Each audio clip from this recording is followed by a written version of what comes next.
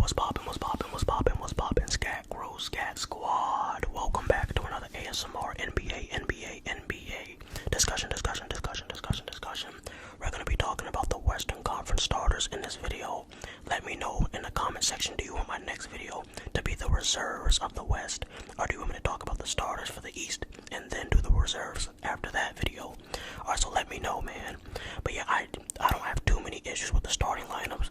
I do think that Kevin Durant and LeBron, one of them shouldn't be starting. I think one of them should be starting and the other one shouldn't, because Kawhi has to be in there. And how the hell has De'Aaron Fox been averaging 27 points per game and has been a top 5 or 6 seed for most of the year and hasn't been selected? And they finally put Trae Young as a reserve. He should be starting. I don't know how Jaylen Brown's starting. Alright. Let's get back to specifically just the West. I had to get that out of the way. Alright, so I'm not gonna say LeBron doesn't deserve to be an all-star starter. I'm not gonna go that far, because between him and KD, I think one of them should start. First of all, LeBron is always gonna be a starter because he's LeBron. Let's get that out the way. I'm just talking about how they performed individually and as a team this season. I wouldn't start LeBron and KD. I would just keep one of them and then put Kawhi. Kawhi has to start for me. He's played basically the same amount of games, and his production is on their level, but he has way more team success. Alright, so let's look at LeBron James stats. Averaging about 25, 7 and 7.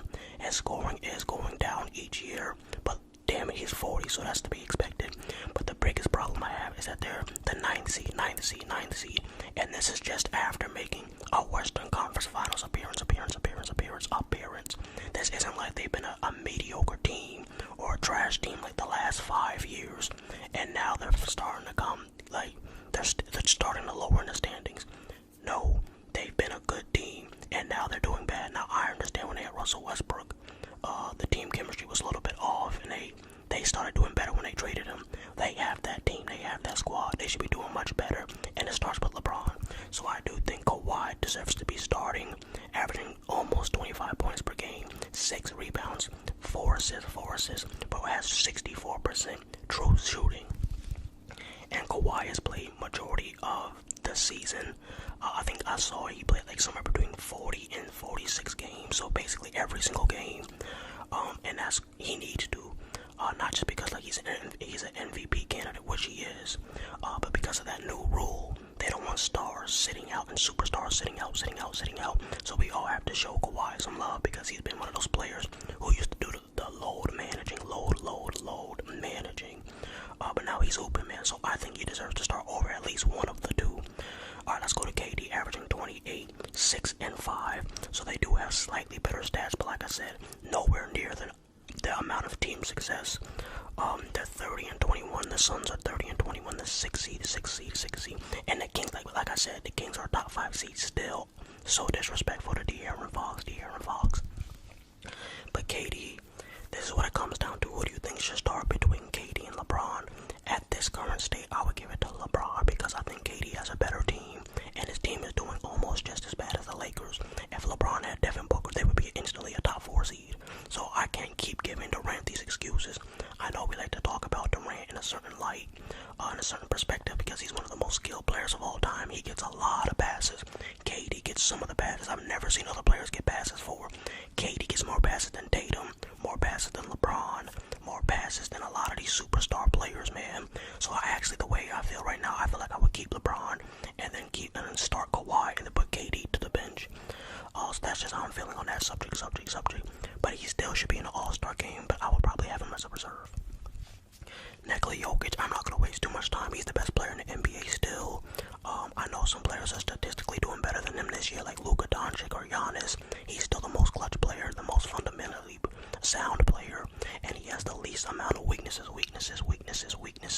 to expose in the playoff situation. So he's still the best player, shooting 65% true shooting, 26 points per game, 12 rebounds, and 9 assists. He's damn near averaging a triple-double again.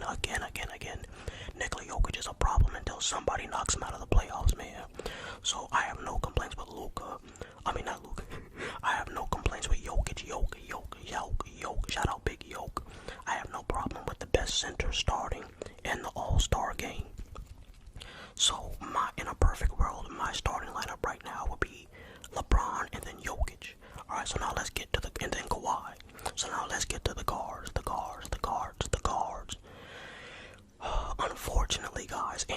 just not a starter. All right, I know that he was hooping. He's been hooping. He's improving. They've been at the Timberwolves have been a top 2 seed all year long. But he's not starting over this next guy, Luka Doncic. Oh my goodness, this man is a problem.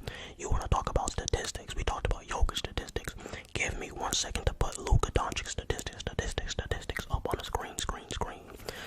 Alright, so he's averaging 34, 8, and 9.5, so almost a triple-double.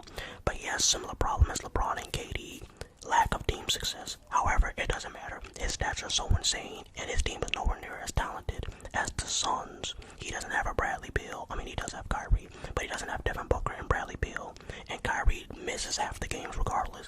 The fact that he's basically keeping his team in the playoff contention by himself a lot of times. Like I said, Kyrie has missed a lot of time.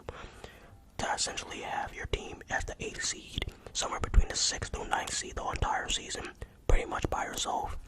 Hey, I gotta give you props, man. Luka Doncic is that boy. There's not a point guard playing better than him in the league right now.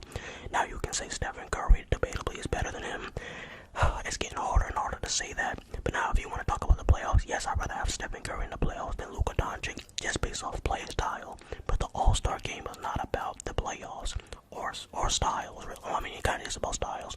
Some fans rather see certain players in the game, in the All-Star game, based off how they play, their play style. But I just have to put Luka over Curry. I'm sorry, especially with the lack of team success Curry has been showing this season. I just can't, man. I'm sorry.